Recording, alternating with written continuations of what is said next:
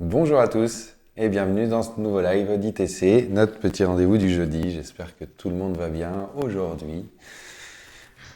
J'attends un petit peu que vous arriviez comme d'habitude. Bonjour Pierre, bonjour Sébastien, bonjour Jagger et toutes les personnes qui vont nous rejoindre au fur et à mesure du live. Live sans sujet précis, comme la semaine dernière. C'était pas mal, hein, la semaine dernière, on a fait un petit live voilà, au fur et à mesure. Et puis je m'aperçois qu'on a quand même partagé ensemble un bon petit moment. Bonjour Bob, bonjour Brian. C'est bien aussi de prendre le temps pour répondre à vos questions, pas forcément des sujets préparés à l'avance. J'aime bien ça.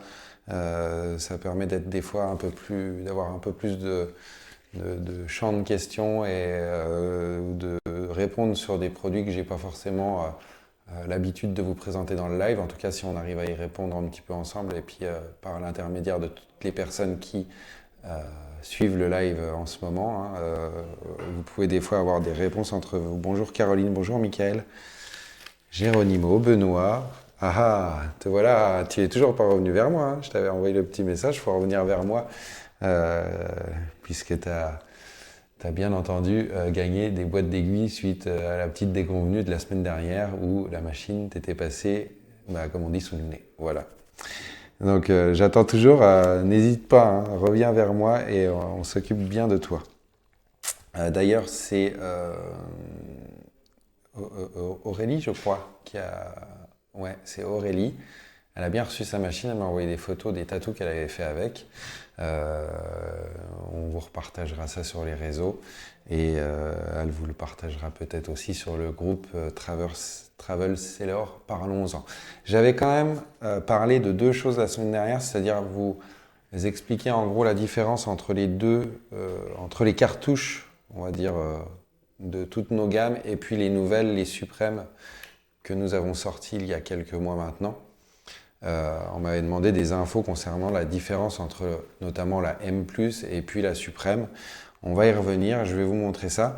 Et puis, j'ai une question quand même qui revient souvent pour vous qui êtes utilisateur, donc soit du Travel Pen, soit du Sailor. J'ai pris uniquement le Travel là pour aujourd'hui, mais le système est exactement le même. Des personnes qui me disent des fois qu'ils n'arrivent pas bien à emboîter leur aiguille dedans. Donc j'avais dit que j'y répondrais sur ce live. Il y a une petite astuce, alors si ça en aidera certainement pas mal d'entre vous, puisque la question est un peu redondante. C'est, vous connaissez le principe, hein, puisque vous avez la machine. Contrairement aux autres machines, vous ne venez pas emboîter votre cartouche dans le manchon, hein. Vous avez beaucoup de machines, quasiment toutes les machines, hein, que vous avez en pen. La cartouche vient directement, en principe, se clipser dans le manchon. Ici, le manchon est vraiment rond, on n'a aucune forme. La forme qui fait que vous venez clipper l'aiguille, c'est vraiment dans la machine, hein. Donc vous pouvez mettre votre aiguille sur la machine, sans manchon, ça tient et ça bouge plus. Alors ce qui se passe, des fois, notamment avec les utilisateurs, donc soit des M+, soit des suprêmes, avec le petit repose-doigt là que vous avez dessus, contrairement à ceux-là que vous n'en avez pas, c'est que naturellement, quand on prend donc cette aiguille-là, donc qui est là en l'occurrence une suprême, on se rend bien compte que on ne peut pas la faire passer à l'intérieur du manchon, hein. Vous voyez que ça bloque avec le petit rubber là. Et à l'inverse, si on prend une cartouche sans ça, ouais, hop, elle passe à l'intérieur, il n'y a pas de problème. Donc ce qui se passe avec le travel, c'est que quand vous montez votre manchon, hop, et que vous venez faire votre sortie d'aiguille, vous avez déjà constaté que quand vous tournez, vous avez la petite pièce là en plastique qui va venir faire votre sortie d'aiguille. Vous voyez, soit hop, elle monte, soit elle redescend. Et en gros, quand vous avez une aiguille sans fingertips, enfin repose-doigt, vous pouvez venir mettre votre cartouche, il n'y a aucun problème. Quand on ressort, là, on voit qu'elle est bien plaquée contre donc, la partie où vous venez emboîter votre aiguille. A l'inverse, si votre petite partie là est rentrée en version sortie maximale en fait de l'aiguille, si vous venez mettre celle-ci, elle va buter contre le manchon, hein, puisque comme on vient de le voir juste avant, ça marche pas. Donc, et vous vous apercevez que quand vous ressortez votre aiguille, bah, vous avez un tout petit espace là, ça fait que votre aiguille elle n'est pas clippée au maximum. Donc si on redonne un petit coup, clac, on va pouvoir la rentrer d'un coup. Donc en gros, le conseil, c'est quand vous montez ce type de cartouche avec un repose-doigt, faites bien ressortir cette partie-là pour directement bien venir le mettre à fond. Et puis après, quand ça rentre, bah, c'est parti, hein, ça sera bien calé au fond au maximum. Et là, vous ne serez plus du tout embêté. Vous aurez plus ce phénomène d'où elle est clippée à moitié. Donc c'est vrai que si elle est clippée qu'à moitié dedans, eh ben, il se peut que, bah, voilà, comme tout, hein, si c'est mal clippé, ça peut ressortir. Donc bien sortir le petit morceau de plastique là. En gros, en sortie minimum, pour que vous ayez le minimum de sortie d'aiguille. Puis une fois que c'est rentré, bah, après vous passez à votre sortie d'aiguille et puis ça ne sera plus du tout gênant pour le tatou. Et puis vous pouvez donc bien entendu régler votre sortie d'aiguille comme vous l'entendez. Voilà, je suis revenu un petit peu là-dessus parce que c'est vrai que vous êtes plusieurs à avoir posé cette question-là. Et il faut prendre en considération cet aspect-là que le surgrip là, sur la cartouche vient buter contre contre le manchon. Voilà, chose que vous n'avez pas avec les autres types de cartouches. Là, c'est à la limite, vous pouvez les rentrer, peu importe la position, vous les rentrez comme vous voulez, il n'y aura pas d'incidence. Donc voilà pour cette petite info sur la machine. Pareil, il y a des personnes qui ont acheté la version 1, donc la version 1 du Travel, et on est passé à la version 2. La version 2, elle a fait évoluer quoi? Surtout là, on vous a mis un petit mode pause que vous n'aviez pas avant dessus, et vous avez un affichage du temps qui a été revu, où là, vraiment, ça comptabilise le temps, même si vous la mettez en pause, le compteur continue à tourner. Avant, quand vous éteignez, tout se remettait à 0. Et du coup, il y a une petite différence par rapport à la V1, parce qu'il y a certaines personnes qui m'ont appelé en me disant bah, j'ai commandé la V2, elle ne fonctionne pas. La V1, pour l'allumer, il faut juste appuyer un petit coup et elle part. Sur la V2, du coup, avec cette petite modification, il faut rester appuyé 3 secondes quoi, pour qu'elle se lance. Voilà, donc si jamais vous recevez la machine et que vous avez une V1 et qu'en appuyant juste un petit coup bref, elle ne s'allume pas, bah, c'est tout à fait normal.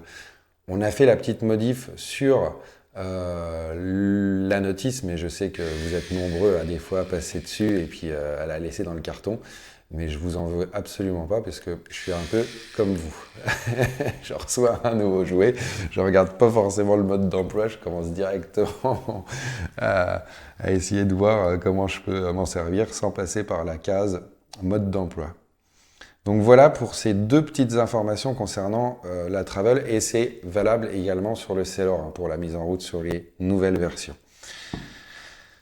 Hop, je vais remonter un petit peu et je vais lire vos questions.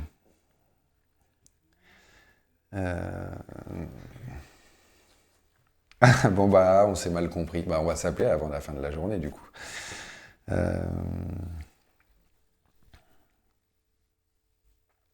Alors Bob, il veut un conseil pour un kit complet d'encre Eternal. Eternal, ils en ont plusieurs. L'avantage d'Eternal, c'est qu'au niveau des kits, ça, il y en a toute une panoplie. Il y en a, je pense que c'est une des marques où vous trouvez le plus de kits différents. Alors, on a un peu de tout, mais si tu veux un kit de basique, ça doit se trouver avec pas forcément l'intégrale qui fait 60 bouteilles de la série classique, mais il doit y avoir des petits sets à 10-12 bouteilles qui doivent exister dans des tons on va dire, les tons principaux, quoi, on va dire les couleurs standards.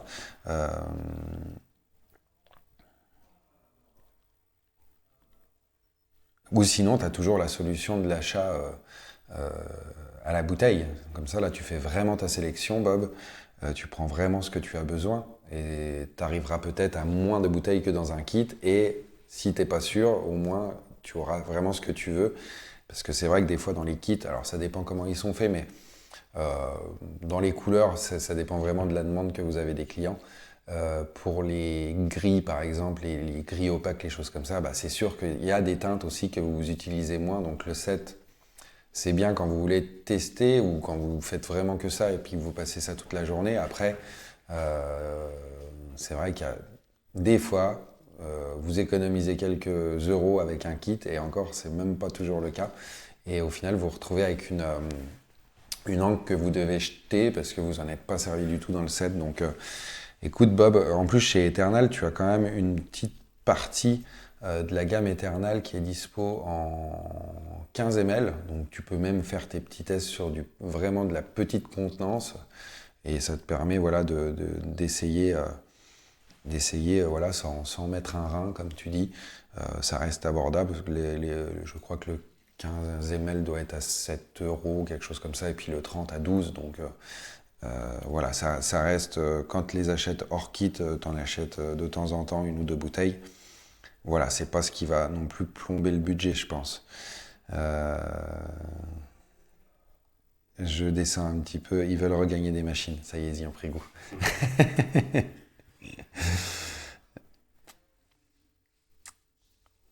Un nuancier éternel, tu as un nuancier, t'as pas de nuancier éternel, par contre sur notre site internet, quand tu es dans les angles, tu as un petit truc qui s'appelle le nuancier interactif, où ça t'ouvre un Pantone complet et tu sélectionnes la couleur que tu as et à chaque fois on te propose toutes les encres, peu importe la marque, qui correspondent à la couleur sur laquelle tu as cliqué.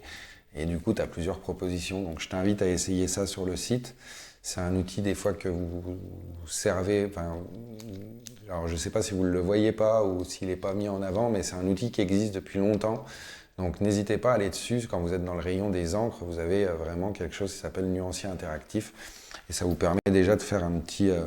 De dégrossir un peu ça. Les nuanciers, ça reste hyper dur de toute façon de vous proposer quelque chose de très très fidèle, puisque en fonction de l'écran que vous avez, ben voilà, vous prenez votre écran de téléphone et puis votre écran d'ordinateur, vous allez avoir deux rouges différents. Ça malheureusement, c'est quelque chose qui est compliqué. Les catalogues, on essaye de vous faire des choses fidèles, puisque Michael qui est avec moi lors de l'impression de nos catalogues se rend chez l'imprimeur directement et fait les essais avec les imprimeurs pour se rapprocher au maximum des couleurs réelles, c'est-à-dire qu'on fait recommencer plusieurs fois les impressions des premiers tirages pour arriver aux couleurs fidèles et on se dit voilà au moins vous aurez des couleurs affichées dans le catalogue qui sont le plus proche possible de la réalité, à savoir que voilà, il y a toujours un décalage quand même. Ça, on peut rien y faire et je pense que personne n'a la formule magique, mis à part se dire peut-être un jour de travailler avec des râles établis et savoir que le R472 T2, c'est un rouge plutôt foncé, etc. Enfin, pour avoir quelque chose de très très fidèle. C'est ce qu'on essaye notamment de faire avec le nuancier interactif. Elles sont rentrées à la main, une par une, en fonction de la couleur. On essaye de se rapprocher au maximum de ce qui est proposé dans les couleurs des logiciels.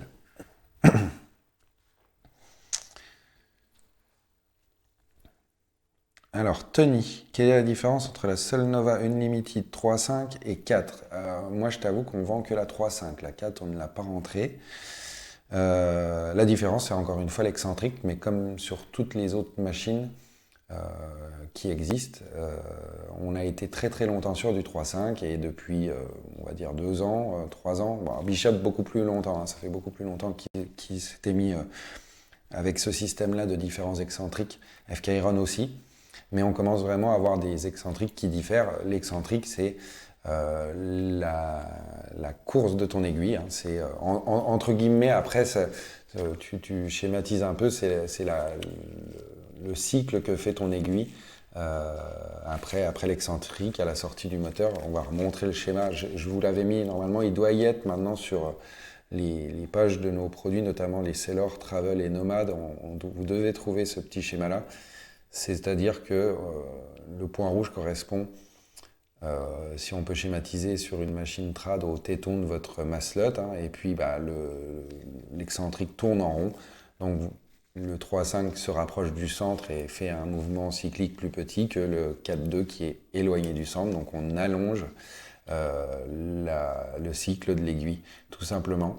Ce qui ne modifie absolument pas votre sortie d'aiguille. Hein. C'est vraiment la sortie d'aiguille, vous la faites après avec vos manchons, mais c'est vraiment le cycle de l'aiguille qui est fait, qui va être différent, qui va parcourir qui aura une amplitude en gros de 3,5 ou une amplitude de 4,2, mais vous retrouvez exactement ce principe-là sur les machines traditionnelles. Quand vous regardez votre masselotte en face à vide, vous avez votre masselotte qui vibre, et sur une traceuse, en principe, vous avez une petite amplitude, et sur une remplisseuse, vous avez plutôt une grosse amplitude de votre masselotte. Voilà, Tony, pour la différence entre les deux. Alors, sur la rotative, on s'aperçoit que vous n'êtes pas d'accord, clairement, entre les excentriques de 3,5, 4,2, qu'est-ce que vous allez faire avec? Ça, c'est pas l'unanimité, hein, vous avez chacun. Donc là, encore une fois, à la limite, plutôt que de se dire on va utiliser ça pour ça, on va dire qu'aujourd'hui, vous avez le choix et que certains vont voir une différence entre le 3,5 et 4,2, il y en a, ils vont voir aucune différence. C'est vraiment super aléatoire mais il y a une réelle différence, c'est-à-dire que votre course d'aiguille n'est pas la même, donc ça modifie des choses. Alors est-ce que ça va vous convenir à vous plus pour du tracé ou du remplissage, d'avoir un petit ou un plus grand mouvement?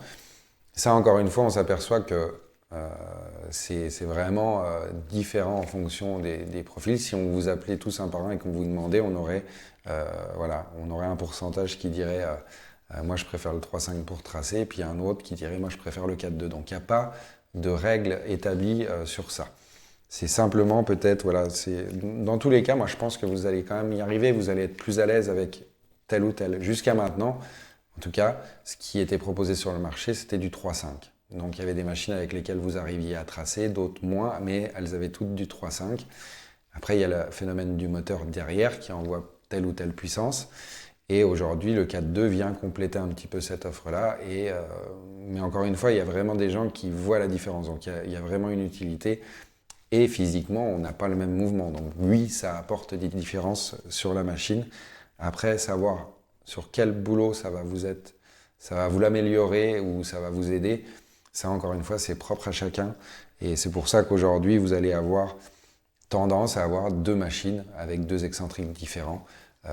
Mais un petit peu comme avec de la trad, vous avez votre traceuse, votre remplisseuse, hein, on revient toujours au basique, c'est-à-dire qu'on ne va pas réinventer les choses. Sur de la trad, vous aviez deux configurations différentes. Ça, aujourd'hui, la rotative, on y arrive aussi, et moi je pense que c'est plutôt bien, puisque techniquement, ça apporte du complément pour vous, quoi. Pareil au niveau des voltages. Il y a des gens, ils sont à 11 comme toi, Tony, et puis il y en a d'autres, ils vont être à 6,5 et vont dire ça trace super bien. Donc ça, encore une fois, c'est pareil. C'est vous, en fonction de comment vous travaillez, en fonction du mouvement que vous avez, de la vitesse, hein, puisque le voltage et la vitesse pour tracer va forcément être lié à votre main et à votre geste. Hein. On ne va pas, quelqu'un qui trace, on va dire lentement comme ça, va forcément pas avoir la même vitesse que quelqu'un qui va tirer son trait comme ça très rapidement. Vous ne pouvez pas travailler avec le même voltage. La peau ne va pas réagir de la même manière. Donc ça, c'est trouver un petit peu votre équilibre. Sur les machines, en tout cas, que ce soit ces modèles-là, on vous fait la notice pour que vous ayez une plage avec un rapport voltage-coût-seconde. On va dire que ça vous éclaire sur la plage de fonctionnement de la machine. Vous avez des repères, entre guillemets, vous avez une plage où vous savez que ça va être vous allez avoir une amplitude de 2-3 volts pour vous placer à l'intérieur de ça qui devrait vous aider à faire du remplissage ou du tracé, par exemple. Mais ça reste un indicateur, c'est pas... ça serait beaucoup plus simple quelque part, mais on a quand même le mouvement qui est derrière de votre main et qui est propre à chacun. Et on ne peut pas vous dire à 7, tu vas être nickel, tu vas tracer bien. Non, c'est vous qui allez devoir trouver votre plage de fonctionnement pour que ça fonctionne bien. Donc n'hésitez pas, hein, quand vous rencontrez peut-être une difficulté à tracer ou à remplir, que vous n'êtes pas forcément à l'aise, jouez un petit peu sur ce voltage-là, faites vos tests, trouvez la bonne plage de fonctionnement pour que ça vous convienne. Et comme dit AA, vous avez la peau, vous avez le mouvement, vous avez l'emplacement. Il y a énormément de facteurs qui rentrent en compte, hein, quand vous bossez. Donc c'est pas, on voudrait que ce soit simple, mais voilà, ça reste, c'est pas un métier pour rien. Donc ça reste de la technique, vous avez plein de facteurs à analyser quand vous travaillez. Et ça, vous le faites naturellement, hein, quand vous avez l'habitude de vos machines. Avec la Cheyenne Thunder. Thunder à 11 volts, ça doit envoyer du pâté, hein, parce qu'elle a un gros moteur, celle-ci. Ça doit tourner vraiment très très fort avec une Thunder. Euh, ouais, moi, d'après les retours que j'ai, ça commence à faire haut 11 volts avec une Thunder, hein. Ça doit tourner sec, hein.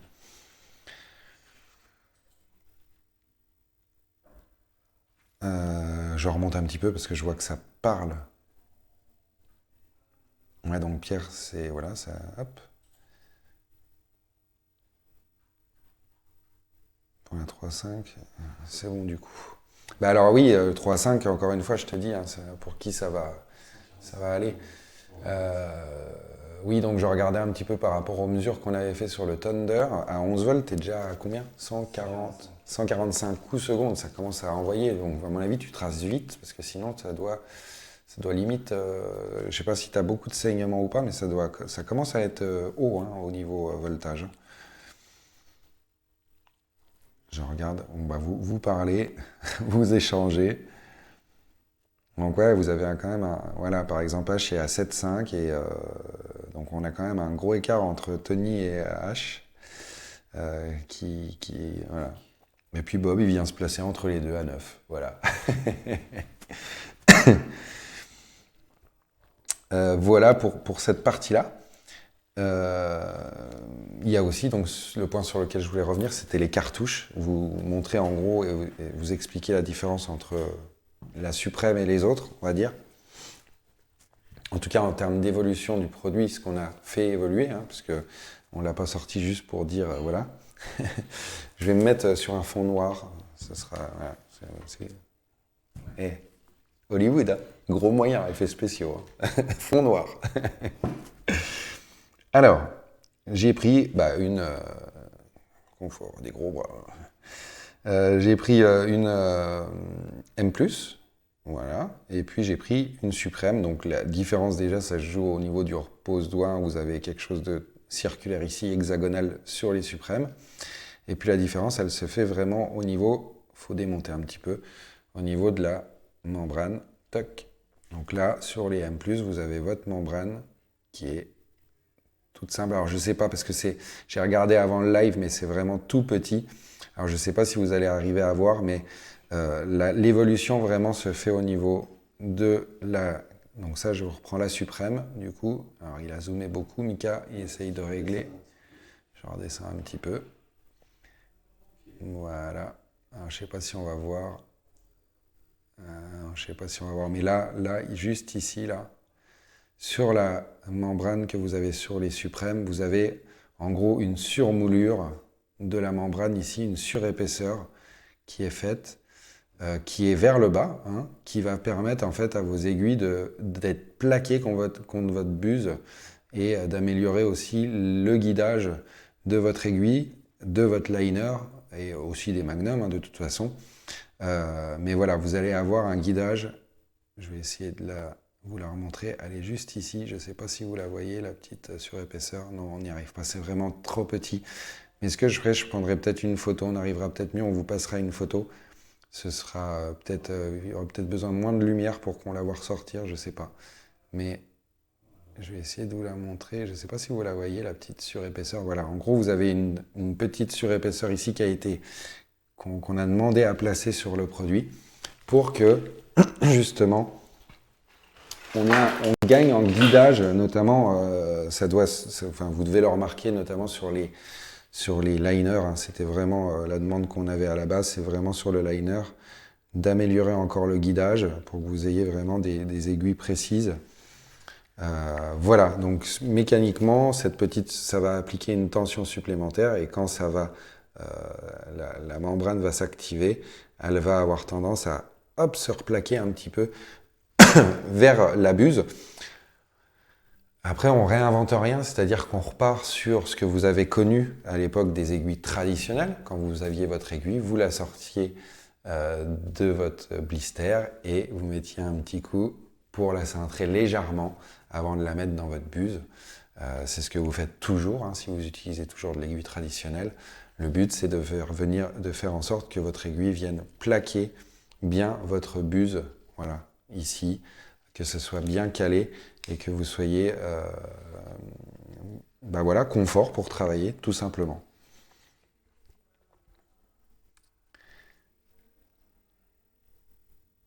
Ah, il faut une meilleure caméra. Bah ouais, pourtant, c'est déjà, voilà, Après, c'est tout petit, hein. On parle vraiment de quelque chose qui est très fin, très léger et assez compliqué à voir. Après, on va faire, euh, on va faire une demande au studio à Hollywood. On va avoir des bonnes caméras. Mais bon, on s'en sort dans 99% des cas, donc ça va. Mais voilà, je voulais quand même apporter la précision parce qu'on me demande souvent la différence entre les deux gammes, entre la M+, et la suprême.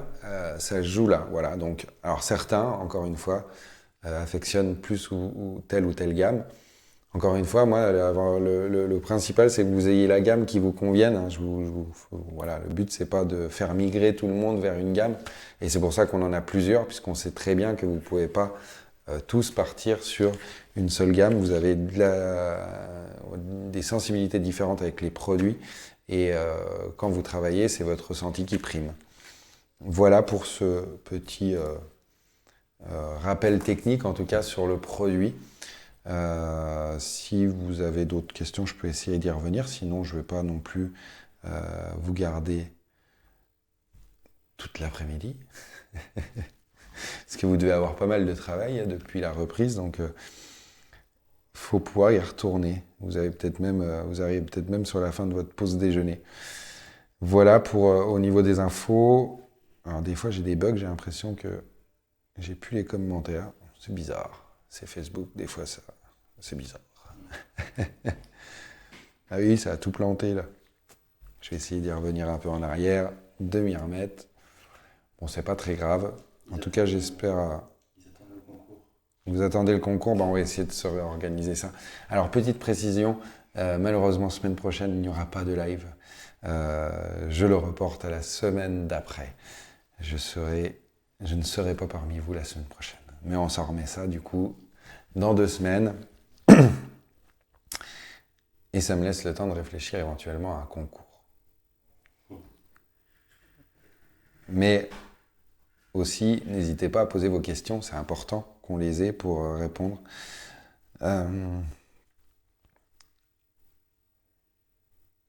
Et des rappels, Raiden, il n'y a pas eu de rappel, j'ai eu quelques cas de membranes qui ont lâché.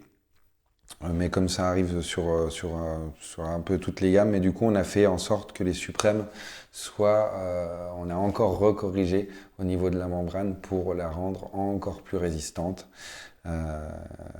Parce que je m'aperçois aussi que vous avez, avec ces fameux excentriques, tout le monde bossait sur du 3.5. Aujourd'hui, c'est en train de migrer un peu sur du 4.2. Vous êtes entre 3.5 et 4.2. Et puis il y a d'autres marques qui nous sortent des excentriques moi je dis des excentriques de malades, ils font 5 mm par exemple, c'est des hyper grands excentriques. Et c'est-à-dire que bah, du coup on a des cartouches aujourd'hui, des membranes qui sont beaucoup plus sollicitées, avec beaucoup plus d'amplitude dedans. Et c'est vrai qu'on a fait renforcer ça, puisqu'en fonction des utilisateurs, vous avez pu avoir voilà, des petites surprises, alors pas sur toutes, hein, bien entendu, mais des fois dans un paquet, vous en avez une ou deux qui ont claqué. Donc ça, comme d'hab, hein, si ça vous arrive sur les cartouches ITC, en tout cas, vous nous appelez, hein, vous attendez pas. Sur les autres marques, c'est un peu plus compliqué parce qu'on n'est que distributeur. Mais sur les notes, appelez-nous, voilà, quand il y a une info à prendre, une correction à faire, on est à votre écoute et on fait modifier. Les modifications, en tout cas, ont été faites sur les suprêmes.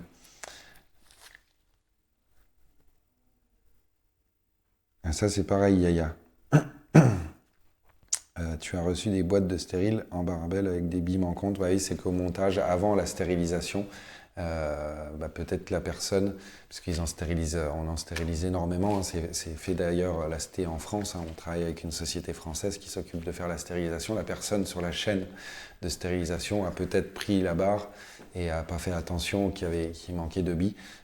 Voilà, ça peut malheureusement arriver, on essaye d'envoyer tous les bijoux montés, et puis ça peut arriver parce que les gens qui s'occupent de faire de la stérilisation pour nous ne connaissent pas forcément notre métier, hein, puisqu'ils font de la stérilisation, leur métier c'est ça, et quand ils prennent un produit, ils savent pas que c'est une barbelle, que c'est une banane, etc. Donc oui, s'il manquait une bille après, la personne, c'est pas son métier, donc elle a peut-être pas fait attention, ça peut arriver, j'en suis désolé, mais tu nous appelles, et bien entendu, on fait le nécessaire pour toi, comme d'hab. On essaye toujours de faire au mieux pour vous quand vous rencontrez un petit souci. Donc voilà, ça peut arriver sur une série de quelques milliers que voilà, il y a une bille qui est sautée sur la barbelle et puis qu'elle a été mise comme ça dans le petit sachet avant la stérilisation.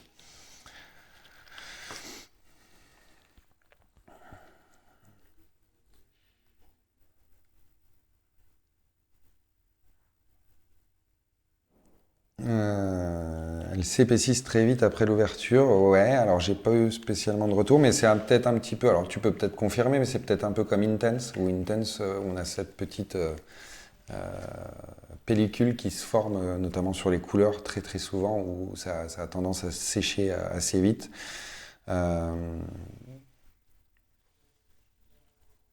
Alors des fois, il suffit.